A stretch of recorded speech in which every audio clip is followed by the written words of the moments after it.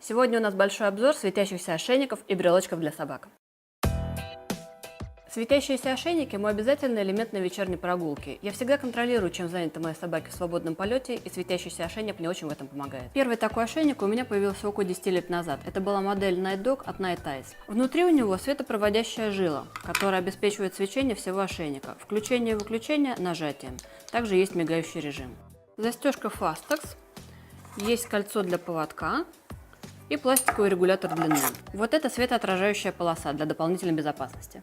Работает ошейник от батареек. Для замены вам нужна будет маленькая отвертка, чтобы открутить 4 винтика, а потом собрать все это обратно. Морочно, но зато точно не развалится. Батарейный блок флаг защищен вот такой резиночкой, поэтому попасть под дождь с ним не страшно, но купаться в нем не стоит. Выпускается в двух цветах, оранжевый и красный, и 3 размерах М, Л и С. Но разница у них только в обхвате ошейников. Ширина и фурнитура у них одинаковые. Все подробности, как обычно, я оставлю в описании под видео. Также есть размер XS.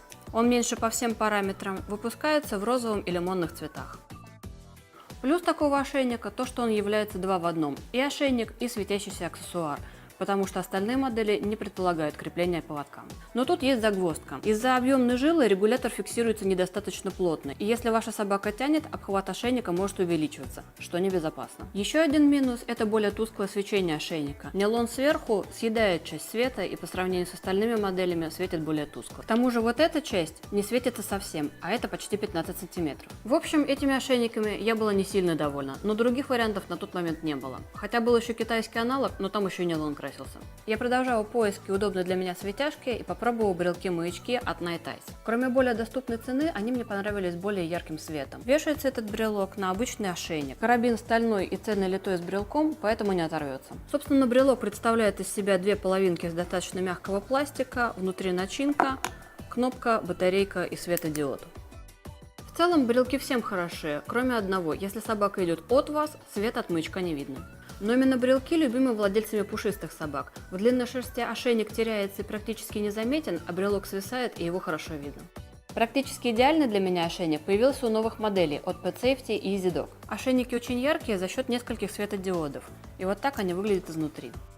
И что важно для меня, заряжаются они от USB, так что никакой мороки с батарейками. Вот такой провод идет в комплекте. Разъемы стандартные, так что если вы вдруг потеряете, найти ему замену не проблема. Заряжать можно и от розетки, и от компьютера. Время зарядки такого ошейника около 30 минут, а светить он будет от 3 до 6 часов в зависимости от модели. Обращайте на это внимание при выборе ошейника, так как если ваша обычная вечерняя прогулка составляет 2 часа, а ошейник вы берете с 3-часовой работы, то заряжать вам нужно будет его после каждой прогулки. У меня зарядка сразу в прихожей. Пришел с прогулки, снял и сразу поставил заряжать. Разница между этими ошейниками небольшая. Принцип работы у них одинаковый, но Easy Dog легче и гибче за счет мягкой трубочки, поэтому он лучше подойдет для небольших пород собак. Но для совсем мелких пород он не подойдет. Пластиковая часть будет стоять колом. Pet Safety потяжелее, у него более жесткая толстая трубка, поэтому он больше подходит для крупных пород собак. А еще у него есть вариант не с точечным, а с равномерным свечением.